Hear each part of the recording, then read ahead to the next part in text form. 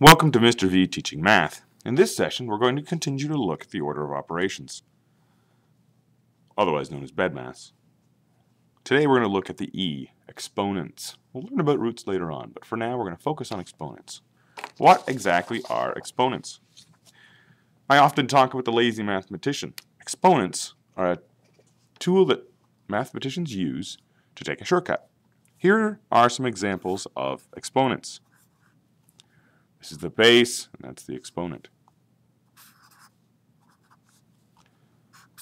All of these are exponents. Now, what exactly is this telling you to do? The most common mistake that people make think that it's 5 times 2, and it isn't. The long form of this exponent is 2 5s multiplied. 5 times 5. If you think about 5 times 2, that would be 10. But this isn't. This is 5 times 5, which gives you 25. Again, 6 to the power of 3. If you do 6 times 3, you get 18. 6 to the power of 3, though, is 6 times 6 times 6, which actually comes out to 216. 7 to the power of 4. 7 times 4 would be 28, but this isn't. This is 7 times 7 times 7 times 7, which is equal to 2,401. Notice how much easier it is to write 7 to the power of 4 than it is to write 7 times 7 times 7 times 7. And this is the key thing to realize. It's a shortcut, a simpler way of writing this. This is the long form. This would be the actual answer. This is the exponent. Now, there's a few more things about exponents that we need to keep in mind. This actually is sometimes called 5 squared. We'll learn more about that later on when we do area. But 5 to the power of 2 or 5 squared. This is 6 to the power of 3 or 6 cubed. Again, we'll learn about that when we're doing volume.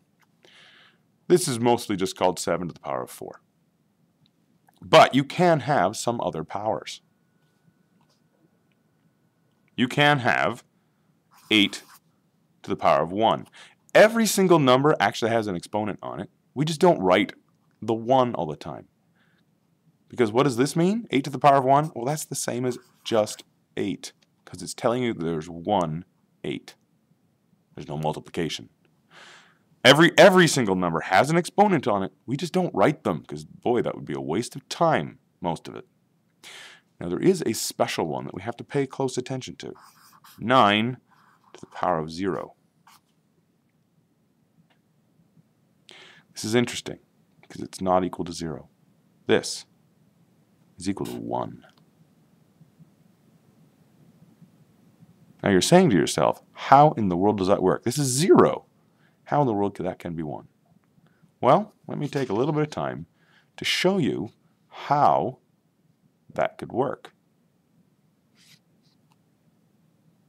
in a later episode, not in this one.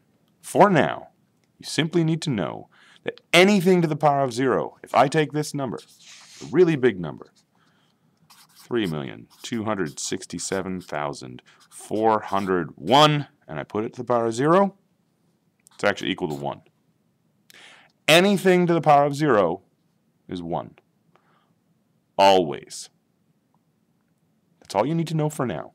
There is a proof that explains how this works, but at this stage, all you need to know is that anything to the power of 0 equals 1. Anything to the power of 1 is itself. Any of the other ones, what you're going to do is take that number and multiply it by itself that many times. 5 to the power of 2 is 5 times 5. And that is what exponents are and how they work. Although in a later session, we're going to take a look at what happens when you have an exponent like this. Because that is different.